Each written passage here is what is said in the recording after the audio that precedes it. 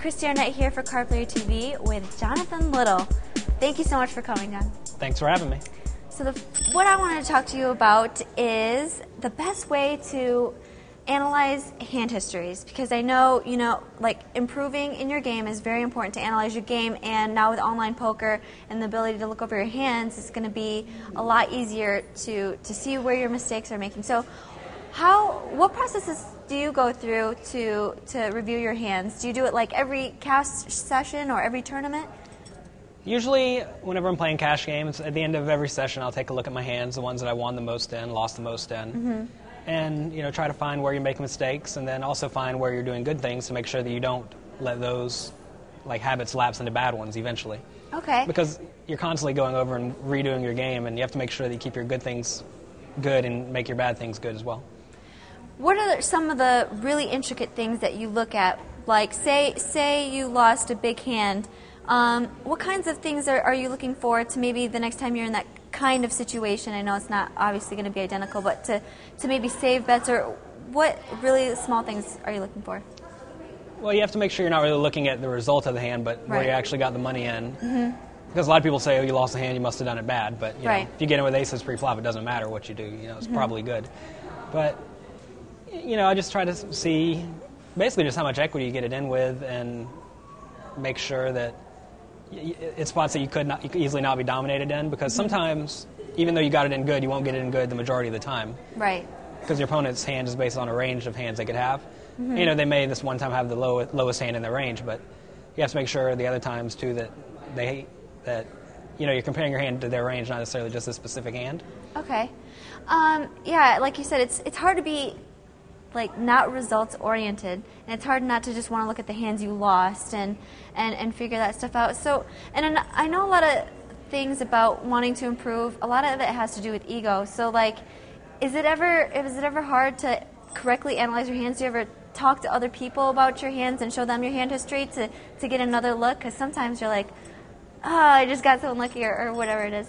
Yeah, it's always good to have friends that can look over your hands for you, and because they can give you a different perspective, because they may play hands different than you, and you can put your heads together and figure out the best way to do something. And it's just good to have another set of eyes looking at it, because sometimes you may be on tilt or something at the end of your session, and then go to look over your hand histories, and you may not even care about it or whatever. But you have to make sure you don't really have any ego going on, and make sure you're focusing well and still functioning when you're looking at your hands. Because if you're not paying attention when you're looking at your hands, you might as well not even be doing it. And yeah, friends are good to have, and they can help you improve your game. Do you have any close friends that you can name that help you in your game? Tom Dwan helps me a lot. That's awesome. Basically, anytime I have problems, I just send them to him, because he's one of the best. To analyze hands. That's really cool.